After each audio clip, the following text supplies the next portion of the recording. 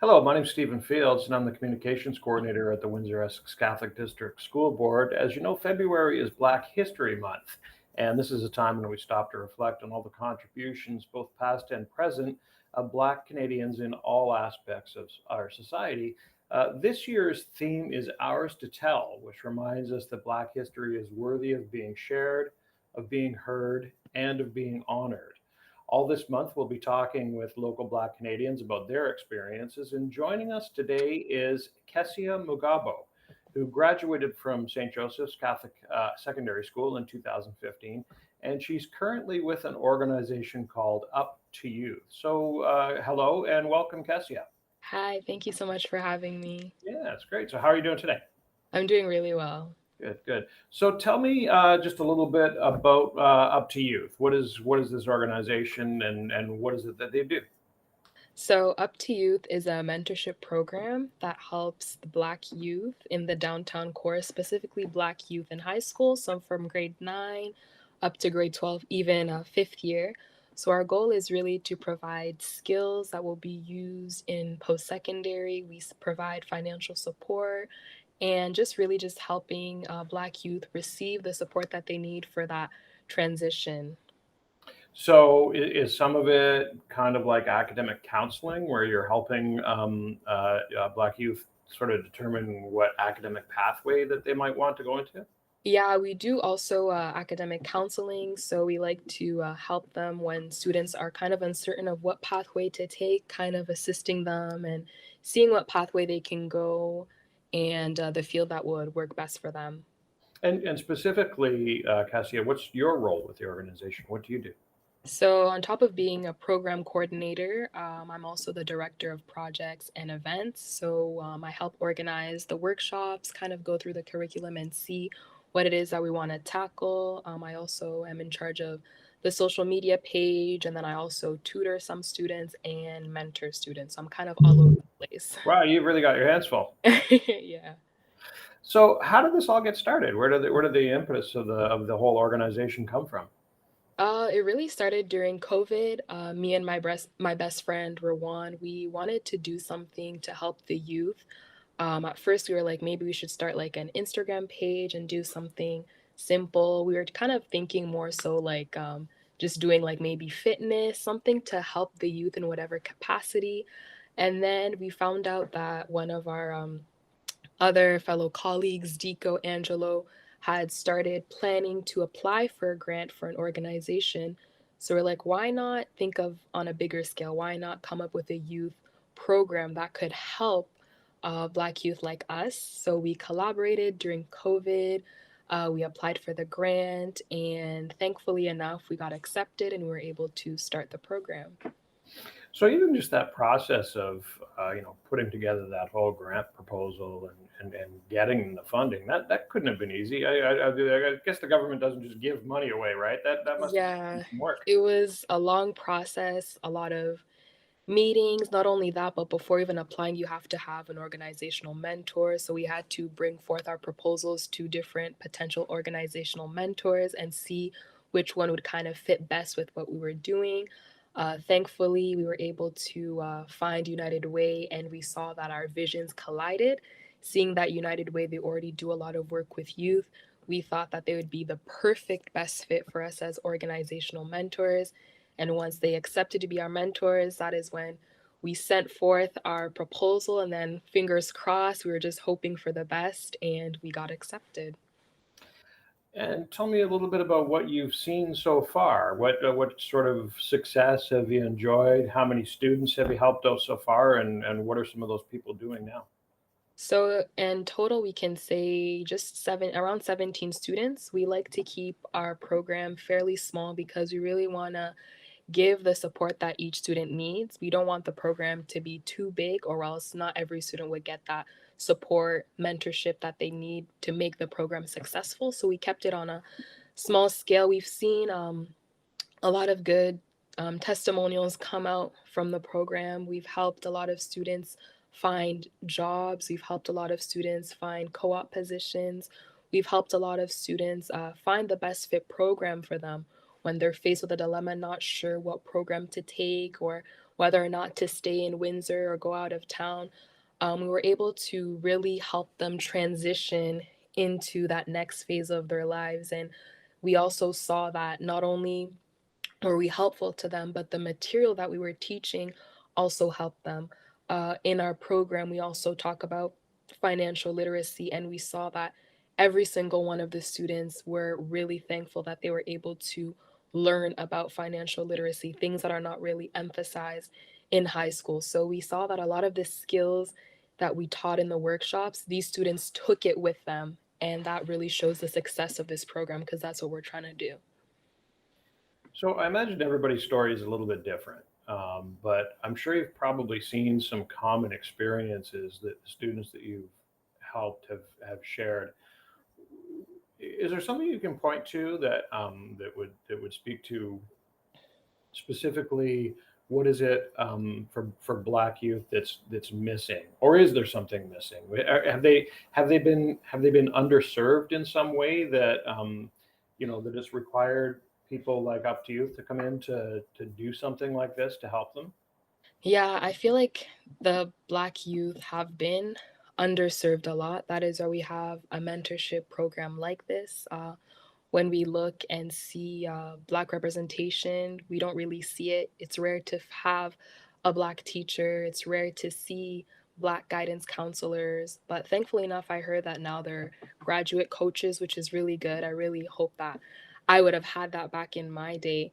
So they're still underserved, but I feel like we're headed in the right direction. Hmm. Yeah, you mentioned the graduation coaches. Sydney and Mercedes are the two that work on our board that are really doing a tremendous job and helping people doing kind of similar things that you're doing, sort of getting them on the right path and that kind of thing. So I think together you're probably going to have some real measurable impact that's going to be very positive and meaningful for a lot of people. So kudos to you. Switching gears a little bit about this is why we're doing this. Of course, this is Black History Month. You know, do you address this issue with the students that you're working with? And why do you think Black History Month is important? Well, to you and to the students that you're working with. Black History Month is very important, to the point where I don't even feel like you can contain it all into just a month. I feel like Black history should be celebrated every single day. It should be something that's integrated in our curriculum, something that we see around us. I feel like a month is not so much to encapsulate everything that Black Canadians have done for Canada, but I feel like it's very important for the Black youth to know that there have been Black Canadians that have shaped Canada the way that it is today. They have made contributions to this land that you're living on. So I feel like it's very important for them to know that, because once they know that, they can see, like, if they were able to do it, then I'm able to achieve greater things for this country of Canada. I'm able to be a trailblazer. I'm able to make a change. I'm able to make a difference. And it really just motivates them and stimulates them to reach greater heights and know that they're capable of doing so many things, because Black history is still continuing on today. There's still going to be people contributing to the history. The people that we're mentoring, we're hoping that they will also contribute to the great things that they will do for our country. So can you tell us a little bit about your own history as a young Black woman living in Canada? Um, I mean, there's so much to say. What have your experiences been like? It hasn't been easy, because mainly for majority of my childhood, I've went to predominantly white schools. I've been to 2 private schools and then a public school, and being in those environments, I always felt out of place, to the point where at a young age, I did not like the fact that I was Black. I felt like an outcast, and I felt constantly the bullying, being called various names. You felt alone, you felt like in your own bubble. So it wasn't easy growing up. People don't want to play with you. People think that you're different, and you know you're different, but you're not able to appreciate who you are because there's no one else to tell you that it's okay to be Black, that you're loved regardless if you're Black.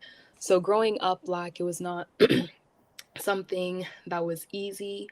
But I think it was probably in university where I began to actually appreciate being Black and embracing my culture because I was surrounded by so many other Black youth around me that also embraced their culture to the point where I was even motivated and pushed to even want to apply and be a part of the UWSA, the Student Alliance, and be a senator and sit on the board. Things like that was because I had people around me with the same color of skin that were also achieving those things. So it was really having those people around me that allowed for me to do what I've always wanted to do.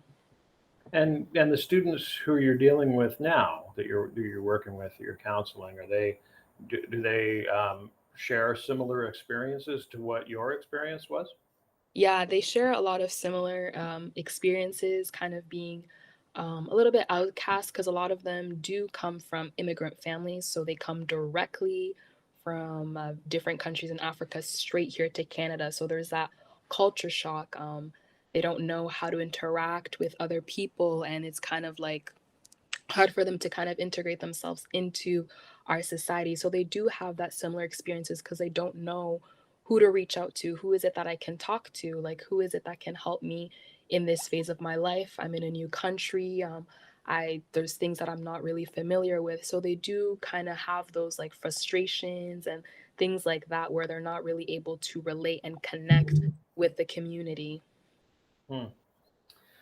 So I know you mentioned something earlier about role models, and anecdotally, that's one of the things that we hear often from students is that many of them felt or continue to feel that they didn't necessarily have black role models growing up, people in front of them. Do you feel that that's getting better? Do you feel that, or did you have any black role models when you were growing up? And who are some of the black leaders that inspire you now? And that could be kind of at the community level, even, or more kind of on a national or even international level. And I just realized that I asked you a whole bunch of questions.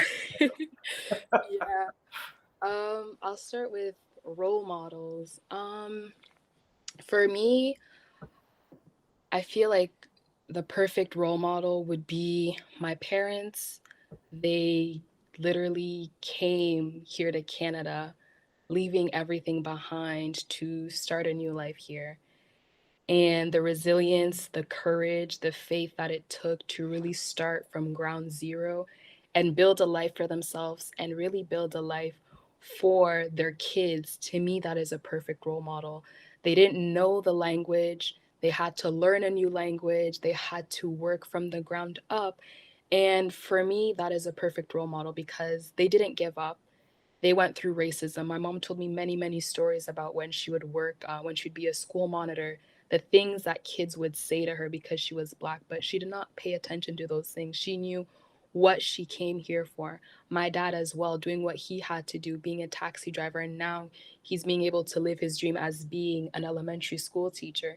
So for me, those are excellent role models because they did not listen to what other people were telling them, but they continued to persevere and break those barriers not only for themselves but for their children. They literally paved the way for me and my brother. So for that, for me, those are excellent role models because it teaches me that there is nothing that I cannot do. If I have the faith and perseverance to do it, I can do it. So for me, my parents are excellent role models. And continuing on with that, I remember in our program, we asked the students, who is a role model for you?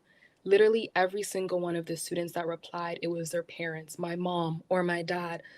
So for us, generally for the Black community, we always turn towards our parents because we see where they came from and the life that they decided to live, the sacrifices that they went through, not only for them, but for us to give us a better life. So for me, it's really the parents that are the role models for us, how they lived, and everything that we do, the achievements that we do is not only to be successful, but is to show our parents that what they did was for nothing. What they did was for nothing. And other role models or people that I look up to would probably be Michael Jean, the Governor General of Canada, the first Black Governor General of Canada. She's a role model to me because, first of all, she's a woman and she's Black, and she works in government, which is something that I also aspire to do. So I really look up to her. Also, Violet King, who was the first Black lawyer in Canada, and to be a Black lawyer in the 1950s when racism was so prominent and being able to break barriers at that time, and a woman where she was in a predominantly where it was predominantly white men that were taking over the law field, she was able to break through that. So for me, those are probably the two role models that I have outside of my parents, of course. That's awesome. So, looking around when you see what's happening in our communities and nationally these days, how do you feel about the current state of race relations? What are some of the things that trouble you, and are there any things that give you reason to feel hopeful? Probably a lot of things that trouble me are things that are kind of being swept under the rug. We always turn towards the US and look at gun violence and look at Black people being shot. And kind of by looking in that direction, is kind of like, oh, Canada, we're okay. There's no racism here in Canada. When in fact, there is a lot of racism in Canada, systemic racism in Canada, racism that is not probably as overt, but it is there. So I feel like we also need to improve immensely in all spheres. We see racism in literally, I hear stories of my friends who are Black, how they're being mistreated in their workplace because they're Black and things like that. When it's like, why are we still going through issues like this? Why are people assuming that we're going to steal in a store because we're Black? Things like that that are still here in our country.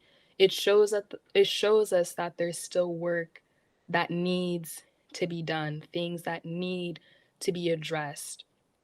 And there's a glimpse of light. There is hope for sure, because when we're teaching children, when we're teaching other youth how to stand up for themselves, how to not tolerate things that are being done against them because of their race, it brings hope, it brings light. It shows that there is hope if we continue to address these issues, if we continue to stand up for ourselves, then yeah, there will be change. But we shouldn't neglect the fact that there's still a lot of work that needs to be done. So, final question.